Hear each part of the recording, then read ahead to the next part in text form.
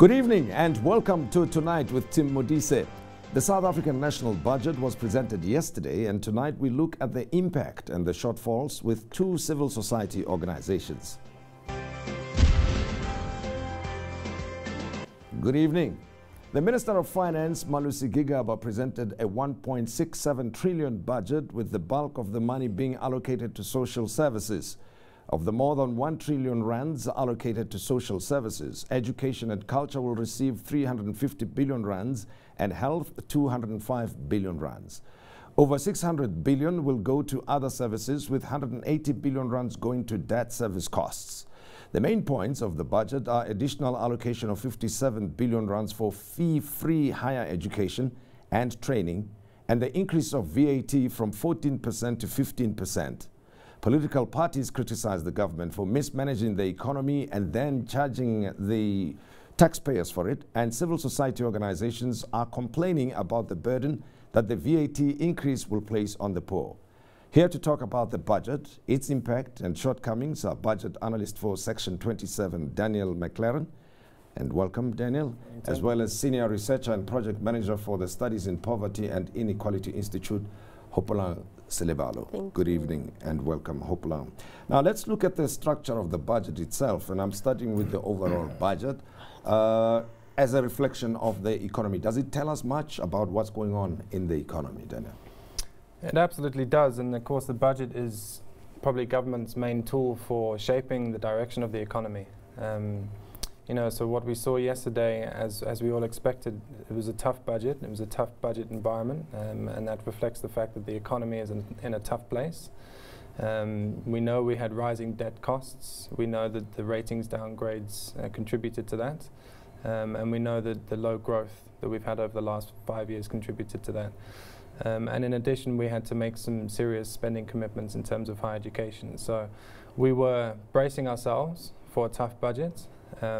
Nevertheless, over the past week or so, civil society organizations have been talking a lot about how we could have raised this money in progressive ways, and therefore we were quite disappointed to see that the VAT rise was ultimately the decision that was taken to pay for. I think about 64% of the shortfall was covered by that. And of course, there's been a lot of talk of transformation in the economy and also the needs of society, right? With 1 trillion rand going to social services and smaller amounts going to infrastructure development, it tells us that we still have serious burdens to deal with, I suppose, in the economy. Right. I basically like to echo Daniel's words that there was an anticipation that there would be difficult trade-offs, particularly after the announcement of fee-free higher education in December. I guess we could welcome the increase in social grant spending, but that does not even correlate with the poverty lines that exist currently. And in terms of decreasing infrastructure spending, which we see in basic education, which we see in housing, that also has a dire impact on people's lives. It translates into real life. So yes, there is an impact. I want to look at the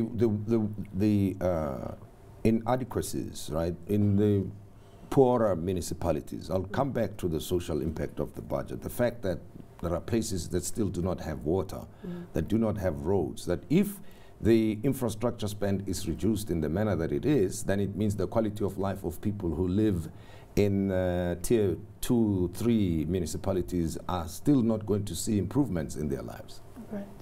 Jenna? Yeah, I mean, there's no question that that's true, and the government knows that when it's passing this budget. And I think, just going back to the broader question that you started off with, it seems quite clear to us that this is a budget which was not directed at the poor as a starting point. And we can see that through the cuts to grants, municipal infrastructure grants, housing development grants, even grants for hospitals, for education services, etc. I think this was a budget aimed at international investors in the main, at the ratings agencies who do the bidding for the international investors. And you can see, if you look at the mainstream media, that they're largely applauding this budget. But see, sometimes when we talk about these things, the question becomes, how else could they have presented the budget? That, you said it yourselves, that it's a difficult trade-off. Were there any opportunities anywhere to do something different to what happened yesterday?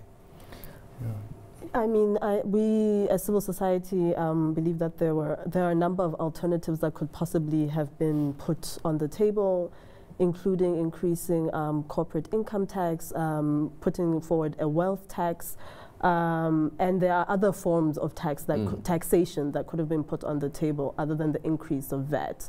And the fuel levy, which will, of course, also have a dire impact on people. I want to stay with the wealth tax for a moment and the reluctance on the part of government, not only this year, this time around, but you know, over the past few years, to increase corporate taxes. Why is that difficult for government to do, given the social challenges that we face as South Africa, thinking of inequality and poverty levels in particular? But somehow it's never touched, and as we've said, that the 1% increase of VAT, and when it's calculated on VAT itself, it's said to be how much? 7% increase on the VAT itself, and raising what, 64% of the shortfall.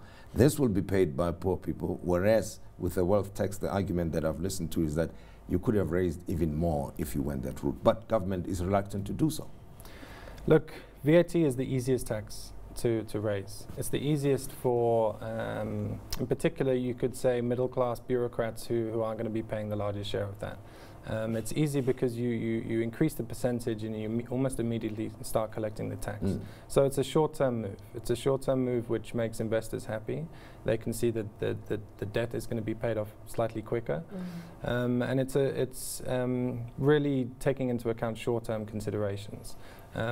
It's, you know, they've argued that they've balanced that in one or two ways, but you can unpack those arguments quite quickly. For example, you know, the VAT increase is going to cover about 64% of the extra revenue they're going to raise. Yeah.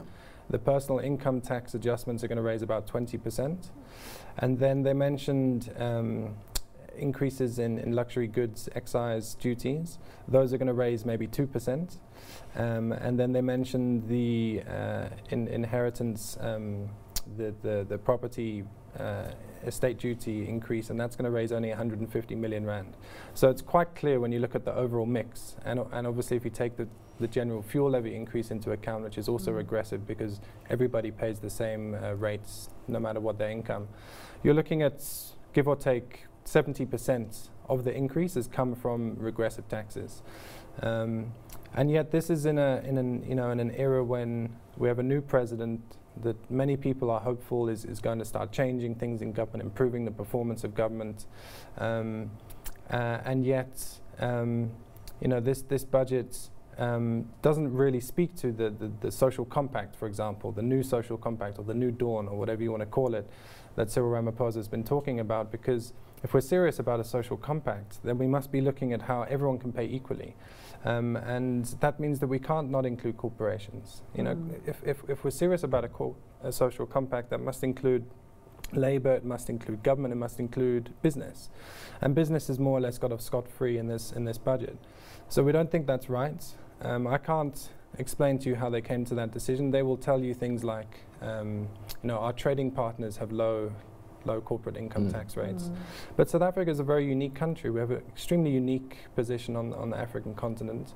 We're a trading post for many, many regional countries who, by the way, have higher corporate income tax rates than us. It's not a case of, you know, if we raise our corporate income tax by 1% or 2%, that suddenly all the companies are going to leave. That's just not what happens. Well, and I want to go to the point of the budget shortfall that we warned about several months ago, that government or Treasury, rather, SARS has under-collected by 50 billion rands. Why was that the case, and why is that not being addressed in this budget? That's number one. And that over years, borrowings by South Africa have been increasing and projected. They're now what, more than 50% compared to 9-10 years ago, when the debt was at about 26%. How do we explain that? I mean, it was good to hear that the deficit had increased by about 2 billion rand between the MTBPS and the budget speech now. I guess in terms of the SARS revenue collection, we could go back to the discussions around state capture and what was going on within SARS. And I'm raising it deliberately because you see, it's like we're picking ourselves up and saying, okay, we have a a under collection of 50 billion rand, but it doesn't matter because we'll tax you some more. And therefore, the problem does not go away, does it? Yeah. I mean, it remains there. Do we know if the SARS will have capacity to collect what it's supposed to collect going forward? We don't know at this time. We would hope. I mean, you can look at least 3 ways of solving the situation. I mean, there's many nuances to all of this, but if I was looking at the overall budget environment, which is what we're talking about, you could look at it in 3 ways. You could, if you take the short-term view, and that's really the view that I'm sure would have been expressed to Cyril Ramaphosa in Davos and other places. Increase VAT, immediate injection of cash, investors are happy, maybe the credit rating agencies will raise us in 6 months, 9 months, 12 months, whatever. Okay, that's one approach. Another approach would be to say, okay, we've now got a new president who, at least on the face of it, seems serious about dealing with SARS, dealing with the hawks, dealing with all of our democratic institutions who have been eroded over the past few years. By dealing with that, we're going to start sorting out some of these problems, and that's going to help us to raise more revenue, right? Another way would be to say a similar thing, also looking in the longer run, because we don't necessarily need to take short-term decisions which hurt people if we have a longer-term plan, would be to say, well, look at the fact that the Auditor General finds every year about 60 billion rand in irregular expenditure, hundreds of millions of rands in fruitless and wasteful expenditure. If we can improve the performance of our provinces and our municipalities and even some of our national departments, we can also save this amount of money going forward. So let's have a long-term vision. This is, I think, what people were hoping for with the new president, which can deal with all of these things, but also, most importantly, contribute to raising the rate of growth. Because while the debt has increased and the deficit has widened, we know from international experience that the #1 factor which will lead to a downgrade is no growth in your economy. If you can show that you've got steps to create jobs, to increase growth, that is actually the #1 thing that is going to pick us up. It will make everything else easier. Let's pause right there, Daniel, because that's the part I want to discuss actually in the next discussion, the next part of our discussion. The performance by the state itself and the stimulation of growth so that jobs can be created and that people can be lifted from the poverty levels they find themselves in, which in itself places the demand that we are discussing this evening of over 1 trillion rands that is going to, that has been allocated to social services. I will be continuing the discussion with Daniel McLaren of Section 27, as well as Senior Researcher Project Manager with Studies in Poverty and Inequality Institute, Hopolang Selebalo. We'll be back with you in a moment.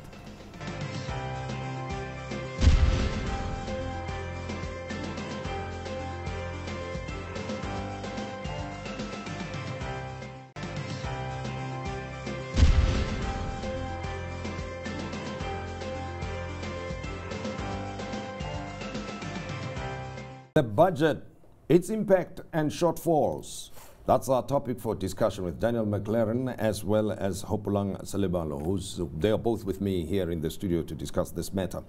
Earlier we spoke about the performance of the state, okay, that the money can be collected. It is there, 1.67 trillion that we're mentioning, but is it being used appropriately? Because the performance of the state is where the rubber hits the road. So if there's wasteful expenditure, there's corruption, and incompetence in some parts of the state, then we're not going to feel the impact of this budget. Hopolang? Right. As Daniel mentioned earlier, the AG has come out and spoken about hundreds of millions of rands lost in fruitless and wasteful expenditure, and that could be redirected back into the social wage. And I believe there was a report, I can't remember which organization published it, looking at the first quarter of 2016 around capital flight, how much money had moved out of the country, and we were talking amounts of billions here. So if we strengthened mechanisms there, we could retain money within our economy. Yeah. Well, and the extent of corruption and its impact on the budget that was presented yesterday and historically what has happened, how much do you think we could collect if the institutions of state fought corruption in a very decisive manner and went out of their way to collect that which has already been taken out of the state budget? Yeah, I mean, some of the most exciting developments in the last few weeks is actually seeing our law enforcement agencies, you know, get out of their offices and get onto the streets and start dealing with state capture. And I don't have the exact figure, but I've heard figures of anywhere between 30 and 50 billion rand in potential asset seizures. And that's only in from the last 4-5 weeks' work. So we also have to raise this point, and some people are calling the VAT hike the Zuma added tax, because essentially what's happened here is that we've had a period of looting, a period of state capture, a period of low growth, and all the rest of it. And now the poor are being asked to pay for the gap, and that just doesn't work, and it doesn't that can't be sold as a progressive budget, and again, if we take a longer view, let's recoup some of this money that's been looted. Let's stop some of this fruitless, wasteful expenditure. Let's sort out our performance as a country and as a government. Rather than start cutting, spending and raising taxes on the poor. Well, there's also talk of illicit outflows, especially in the mining sector. There's talk of billions of rands leaving the country illegally, and that the state does not have capacity, or maybe lacks the will, to find a way of collecting from those outflows. Sure. I mean, this has also informed part of SPII's static basic income grant campaign, which is we could actually have a social grant that caters to the middle, which is a cohort of people between the ages of 18 and 59. And it's also known as the working age population, people that find themselves unemployed and need social assistance. And if we could, those illicit outflows could come back in, it would definitely go towards creating a basic income grant and assisting people financially.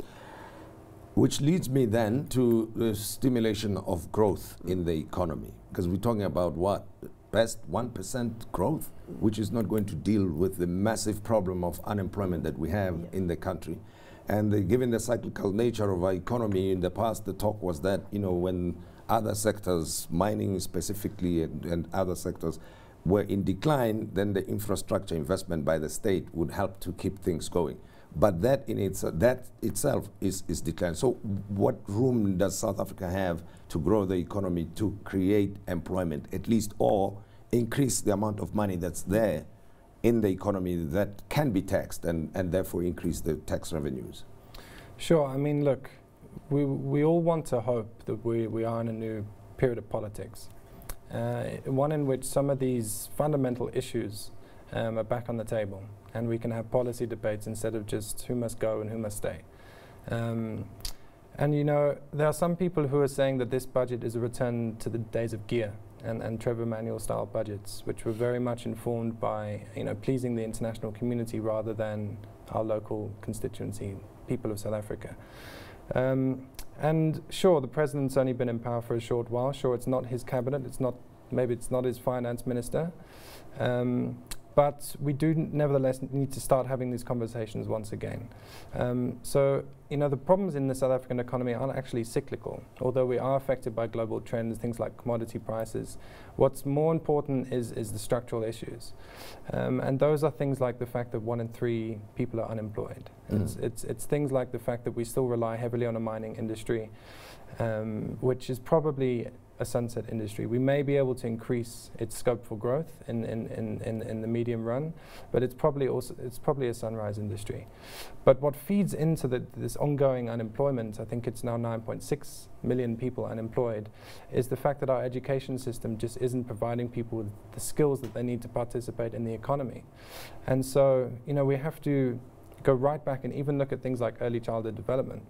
Early childhood development, there's an absolute global consensus now that the more every rand you spend there significantly impacts outcomes further down the line, not just in terms of people's ability to learn, but also the food that people consume, the healthy lifestyle that they have. And the point you're making, 57 billion rands is being invested in tertiary education, which is at the end of it all, when we do not have the basics right?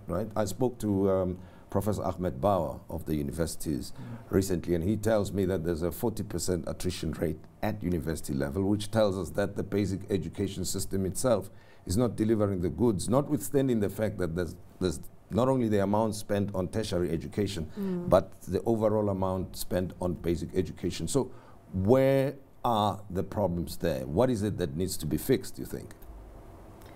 I think you can answer for education. Yeah. Yeah, I mean, look, there's no question that we needed to make this investment in higher education at some point, and it's probably overdue. You know, we want to see historically disadvantaged people accessing our institutions of higher learning, and everyone having an equal playing field when they go there. And this extra funding is going to help, you know, for that to be the case. The question is, again, what is our long-term plan? And under the Jacob Zuma administration, what we saw is populist kind of policies coming in the day before the conference to try and, you know, win votes for the person he wanted elected. That's not how you make policy if you've got a real long-term vision. So, okay, we've made the investment. It needed to be made. It was probably overdue. Unfortunately, though, it's resulted in cuts to other areas. So we've taken from Peter to pay Paul. At the same time, early childhood development receives less than 1% of all the education spending in the country. Higher education is now getting anywhere between 15 and 20%. And as you say, that's at the end, you know, and that's also only benefiting a very small percentage of the population that actually goes to university. So we need, for you know, when we start debating these things and looking at a long-term plan, we need to look at early childhood development, and we need to look at basic education. And I think, as well as thinking about how we can significantly improve, you know, teaching and learning in our schools and infrastructure and things like that, I think we also have to recognize as a country that compared to other countries at a similar level to us, we're actually not spending as much as we think. This is also an area, if we want to have schools with laboratories, schools where kids can learn science and technology and these things that are actually going to equip them for the future, we also need to realize that we're going to need to make investments here. Let's talk about the 9 million people who are unemployed. And I would argue that they are actually excluded from economic participation on one side, and even from benefiting from the social spend that we spoke about, since they do not receive grants. So what is the plan when you look at these budgets and policy statements coming from government, you think, that is there on the table, or the areas which South Africa could do something about to try and create opportunities? 9 million is a substantial number of people. Right. About 27% of our population. But the President Cyril Ramaphosa, I think in his State of the Nation address, spoke to a comprehensive social security reform process that NEDLAC is also assisting with. And one of the ideas put forward is that, in fact, there does need to be a basic income grant for this cohort of people between 18 and 59. Because you find that people that do access grants, the old age grant is probably one of the highest at around 1,600 per month per person.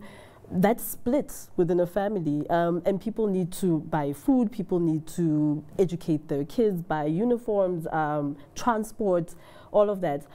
The more disturbing grant for me or for SPII is the child support grant, which has now increased to around 400 Rand, I believe, but that still falls under the food poverty line. And the food poverty line is basically, it's a survivalist poverty line, basically the amount you need to stay alive. And people are expected to raise a child with that kind of money, or to support a child with that kind of money. And that is a huge issue. Okay. Well, there are still many issues that we could discuss around the budget, but just briefly, give me your take, very much in short. What did you think of the budget, given the conditions that we find ourselves in now? I found it disappointing. It actually angered me, and I speak specifically from a social security perspective. Perhaps it was a bit naive to expect a big leap in terms of grants. And Daniel, in your case? Look, I mentioned earlier that civil society organizations, not just our own, but from around the country, met last week and are going to be and are talking as we speak about how we respond to this budget. And I can tell you that the people are angry because they do see this budget being balanced on the backs of the poor. So we're going to be going to Parliament. Okay. We're going to be engaging our MPs, and we're going to see if we can put a stop to this VAT hike. Well, there we are. And our guests believe that the budget disappointing, and it's left civil society angry, in summary. Daniel McLaren of Section 27, thank you very much, and Senior Researcher Project Manager with Studies in Poverty and Inequality Institute, Hopolang, Selebalo. Thank you very much. And that's all that we had for you tonight on Tonight with Tim Modise. We invite you to join us again next time, and from us, good night to you.